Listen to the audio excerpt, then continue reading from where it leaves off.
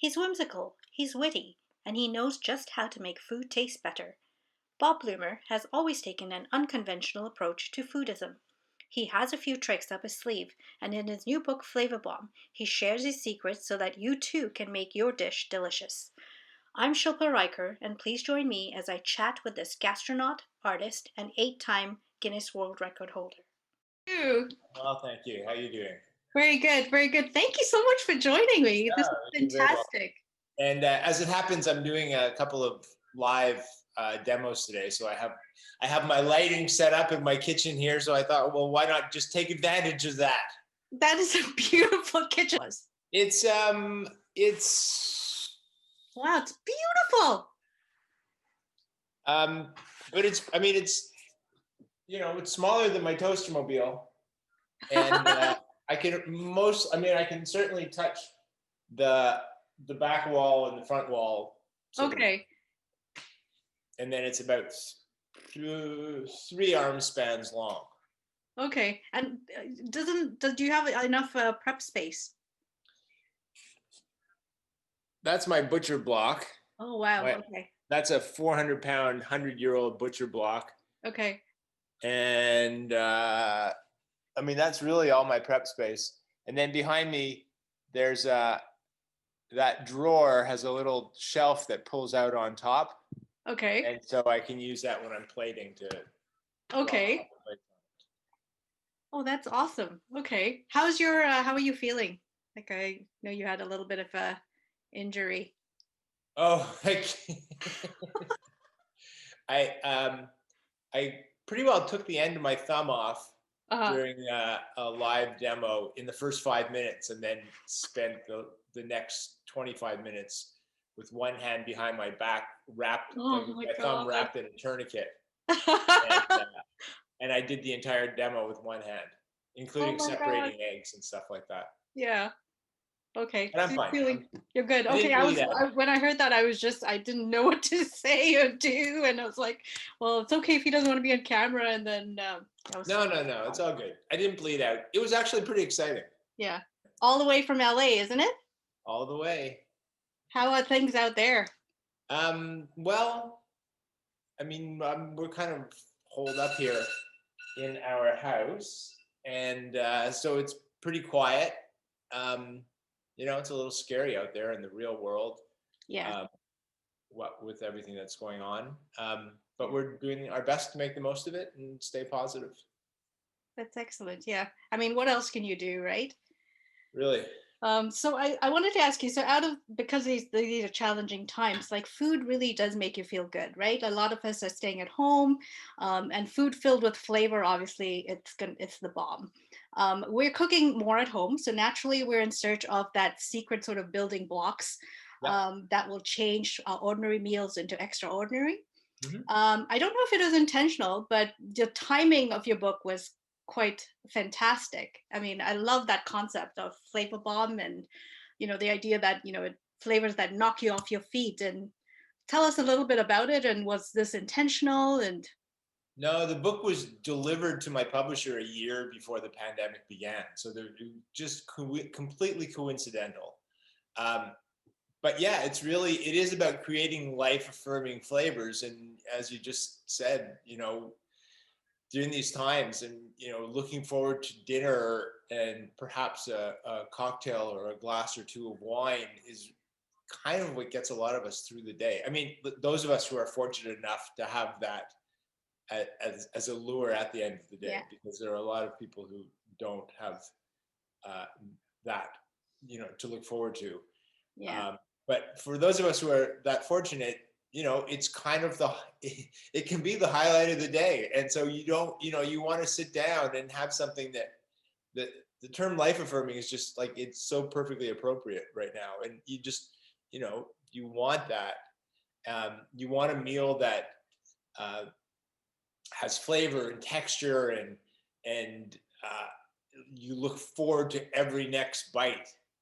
And that's what I've tried to create in the book. That's what I tried to create, again, long before the notion of a pandemic even existed. I was doing that. Okay. I actually heard about this book a few months ago. I guess you released it in October, and I heard all this chitter chatter happening on social media and stuff, and I thought, that's interesting. This is different.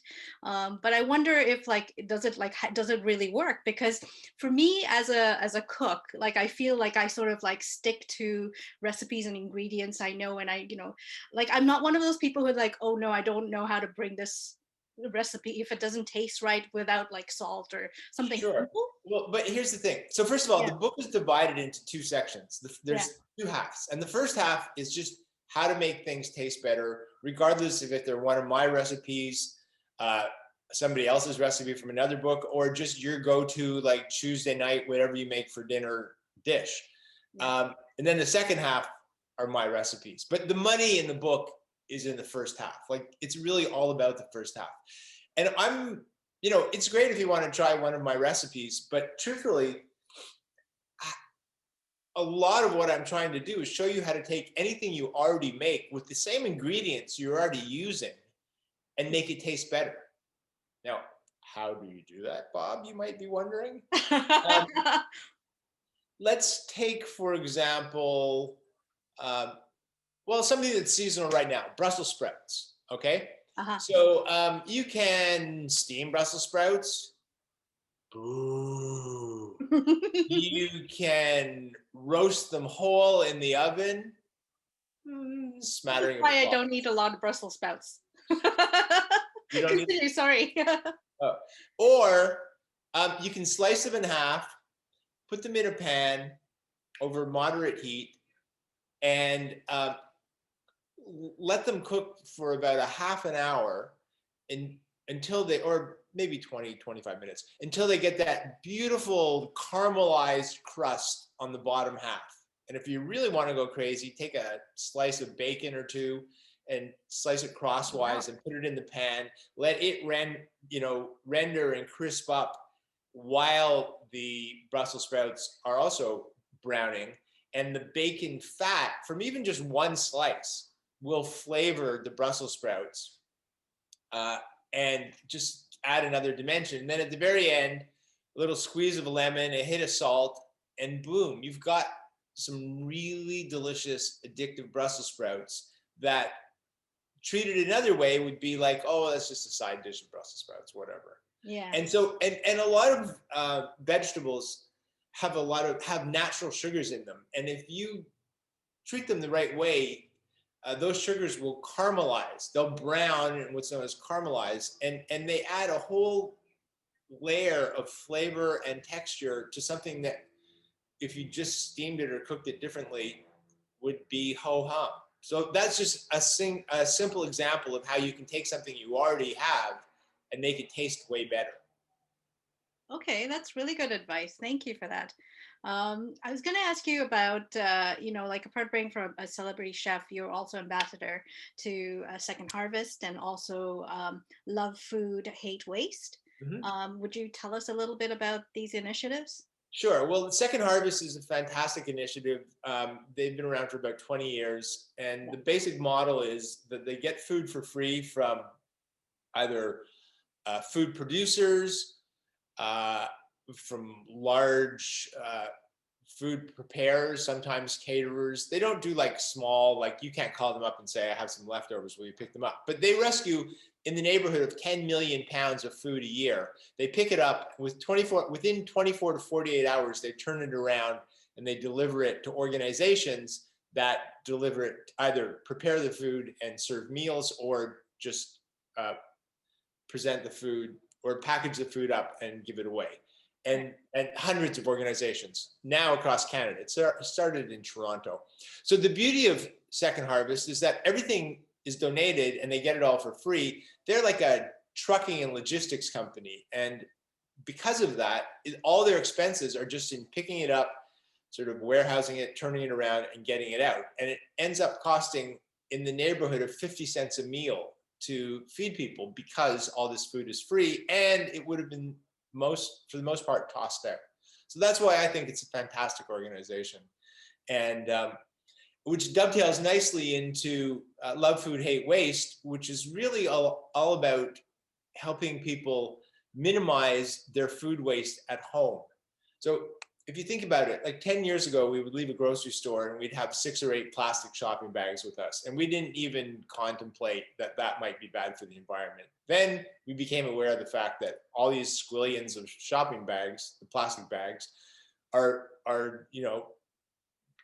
growing and growing and growing in the landfills, and that's a bad thing. So we changed our habits, and now we bring reusable bags to the grocery store. Yeah. Well, the same thing is happening now with food waste, and we're beginning to realize that when you throw out that last eighth of an onion, because it's just sitting there, and you're going like, it's too much effort to wrap it up, and why should I do that? Or you're not thinking about how much food is in your refrigerator, and the stuff in the back is starting to go bad. That's really bad for the environment. It's bad for the landfills. It's bad for the greenhouse gases. And so, but no one really had thought this was a problem. So now the first thing is to educate people about the problem.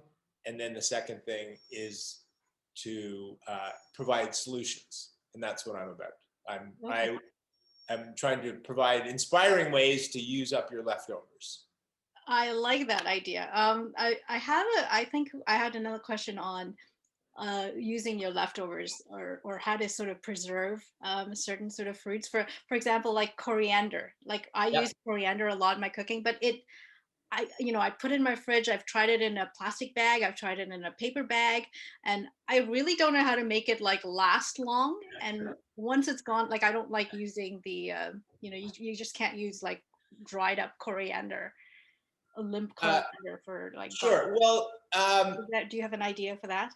Well, I have lots of ways to use coriander or any herbs before they get to the point of no return. Okay. So first of all, there are ways, and I must admit I'm no expert in the field, but you can put herbs between little pieces of paper towel in a plastic bag, and that seems in the fridge, and that seems to prolong them to a certain degree. I buy fresh herbs at my farmer's market every week. Of course, they've usually just been picked the day before, but they'll last me for about a week.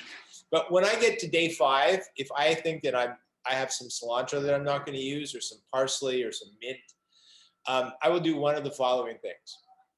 I will take all of those herbs, put them in a blender with some olive oil, a squeeze of lemon, and a clove of garlic, and I'll blend them, and then I will have an herb oil that will last in the refrigerator for a week or 2 weeks. And I'll use that on any grilled proteins. I'll use that on roasted potatoes. So once you mix the herbs with the oil, they'll last. You can also do the same thing with butter. Chop them finely, mix them with butter, and then you've got a compound butter. Okay.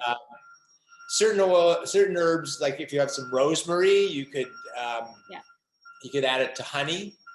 I have actually a sidebar in my book that gives you 10 different ways to preserve herbs before they go off. And once they go off, there's nothing you can do. But if part of avoiding food waste is being proactive and not just opening your fridge and going, oh, this is shot, I have to throw it out. It's opening your fridge and going, in 3 days, this is going to be shot. How am I either going to use it now or preserve it? Okay. That's very good advice, actually. And I'm definitely going to try the olive oil thing, because there's a recipe in the back of my book. It's called a 1-minute herb sauce, and it takes 1 minute. Okay, awesome. I love fast cooking. I'm one of those people, like I'm definitely not a chef, but I like things that are quick, and I do like to eat. So yes. Good. And I love flavor. Advertising with that one. Okay. So you have another section in your book, Eat to the Beat. So from your rock and roll days to world famous TV chef, the transition seems to have been pretty seamless. But as they say, you can never take the rock and roll out of someone. And why should you? You've traveled the country in a toaster, kind of like touring in a trailer, perhaps. You're one of the only chefs I know that has a Spotify playlist for meal prep, dinner table, and sink. So I don't know if should I pick something from the book? Like, can you walk us through a Spotify playlist, perhaps? Or Sure. Well, the history of that is that in my very first book, Surreal Gourmet, that I wrote 30 years ago, something like that. I'm afraid to even do the math anymore.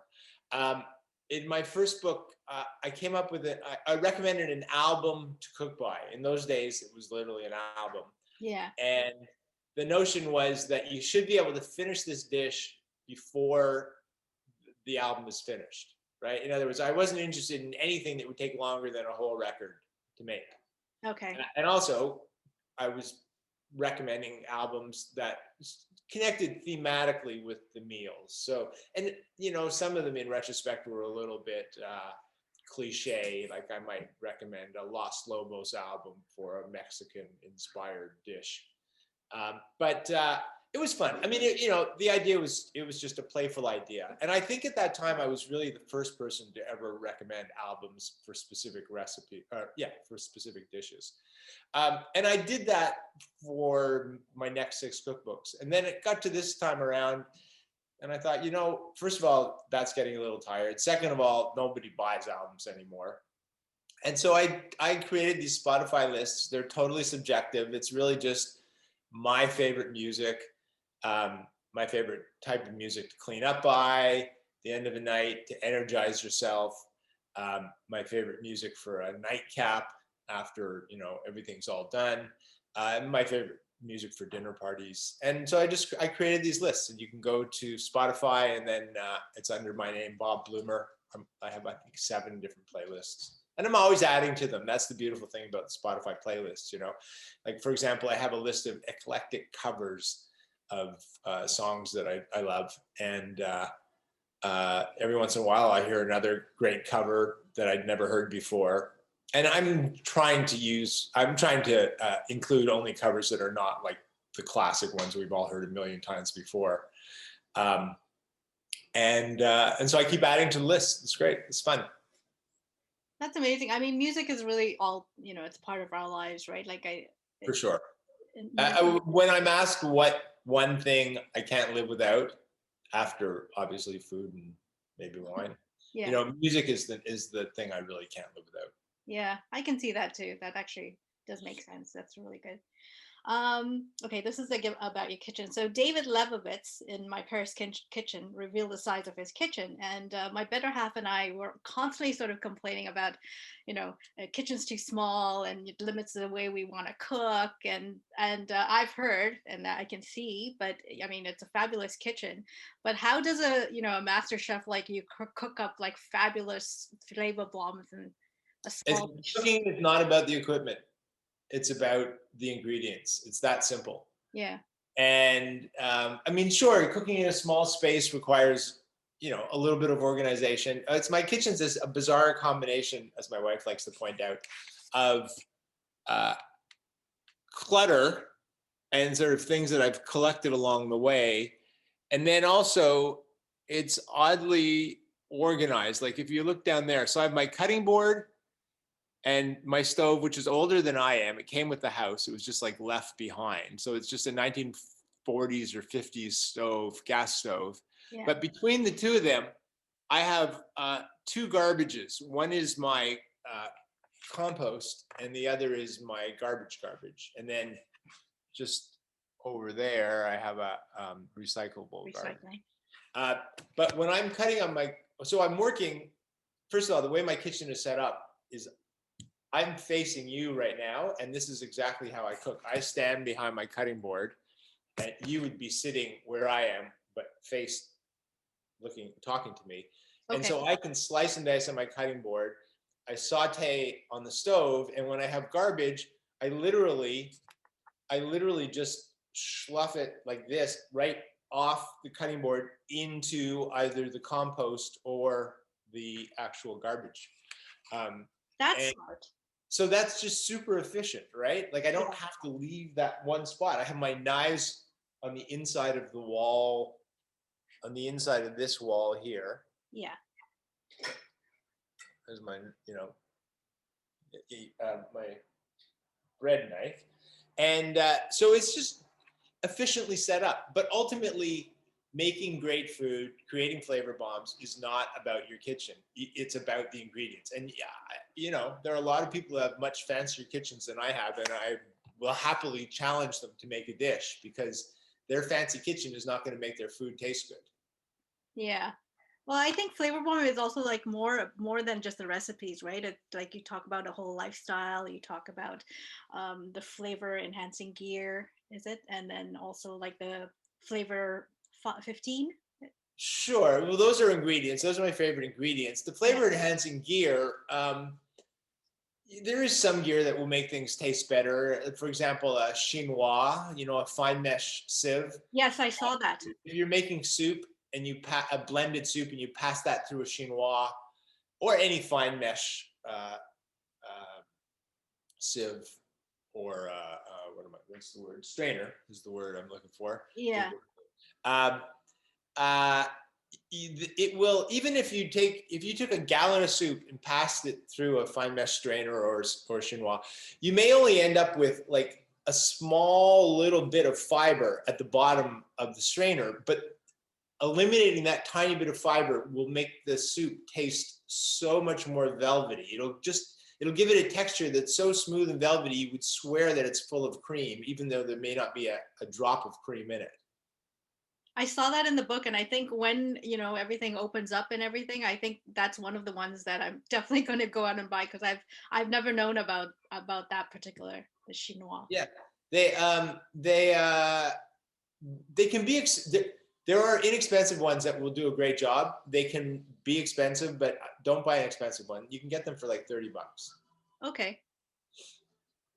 Is there a Bob Blumer branded one at all? No, I don't have any branded. You need to get into that. I used to invent things like, I'll show you. So first of all, let me show you the chinois. Where is it? Here it is.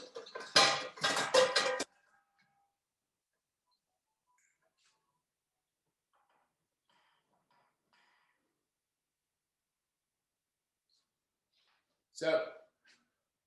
Oh my gosh, it's quite big. Yeah, it's great though, because you can put 2 quarts of soup in it, and then you just take a. Where is my ladle? So you take your chinois, then you take a ladle, and you just push the soup through like that. Yeah. I used to invent things. This is I don't know if you can see. It's a cloud, but it's also it's a powdered sugar shaker. Oh, okay. So it's like it's snowing. That's pretty cool. Don't mind my telephone. No, it sounds lovely. Should I ask you about the weirdest, because you did the world's weirdest restaurant show? What's the weirdest food you've eaten, or what's the most bizarre sort of location you've been in? Well, first of all, there's no food that's really weird. There's really only food that is weird That's true. to us individually, because different cultures worship different types of food and different things. And I've been in Japan and eaten sauteed killer bee larvae. I've been to the Philippines and eaten balut, which is a partially formed duck embryo. So I've done my fair share of that. You can't host shows on the Food Network without eating bull's testicles at least once. I've been through all that, but it's not necessarily my go-to, but it's interesting and tasting foods that we're just not accustomed to eating. And whenever I think to myself, do I really want to eat that? I just imagine that there's a line of 100 people behind me who want my job. And then I go, yeah, I'm going to eat that. Yeah, I know that, and you're correct about like it depends on where you are. That's normal for whoever. I wanted to ask you about your private cooking classes. So, I mean, it's probably a great time of the season to sort of gift a foodie, things like that. Can you tell us, are you still doing that now, or? I do that from time to time. I do. I mean, this evening I'm doing I do it for companies more than for individual people. Oh, I see. So today a company is having a Christmas party and I'm dropping in for half an hour and leading a demo, and each person at the party has all the ingredients.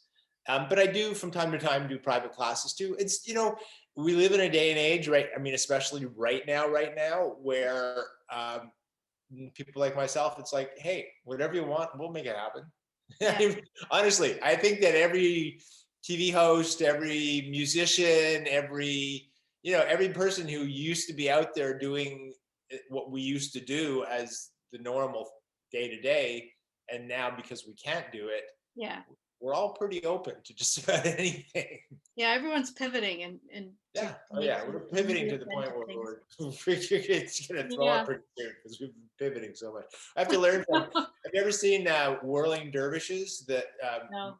dancers in Morocco who they spin and spin and spin and spin and spin for hours, and they get into this trance. But there's a way, I know this from ballerinas, there's a way to, it's called spotting, where you watch your fingers as they go around, and you keep yourself from getting dizzy and falling over and throwing up.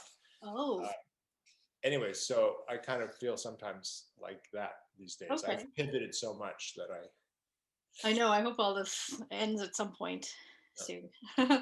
Any last minute advice for the budding cook out there, or last minute advice before Christmas, or before they? No, just in general. Just, I think there are always some people who are sort of cautious and not ready to jump in.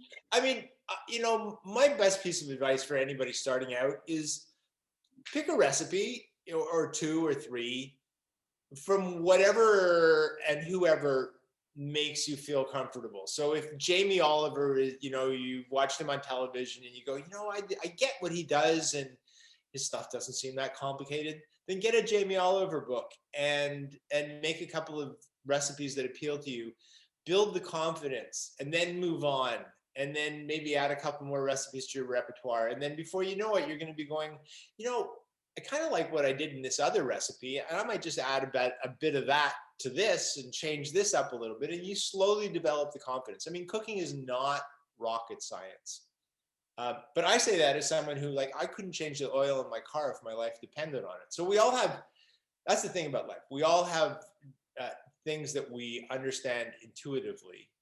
And I get to do what I do because I understand food intuitively. So it's worked out to be a good vocation for me. But I wouldn't dare change the oil in a car. So for people whose approach to cooking or hesitation about cooking is similar to my hesitation about changing the oil in a car, it's like, again, just baby steps. But before you know it, you'll figure it out. And someday someone will show me how to change the oil in my car, and no longer, because I have an electric car. But if I were to have a gas car, they will show me how to change the oil in my car, and maybe I'll figure it out and I'll get comfortable. And then the next thing you know, I'll be trying to, what else happens? Change the battery myself, whatever. That's very ambitious. I know there's lots of YouTube videos for that, and there's people who sort of learn something with YouTube and stuff. And once in a while I check stuff like that. So it's interesting. Anyway, thank you so much, Bob, for joining us. You're so easy to talk bobbing our day. I mean, you really made our cold, I'm in Toronto and Canada, and you know how cold that can be. So I really envy you over there. You're so easy to talk to. It's been super fun. Thank you very much. Thank you for joining us. So really, really great to have you. All right. Okay, bye. Soon. Happy holidays. Happy holidays to you too. Bye.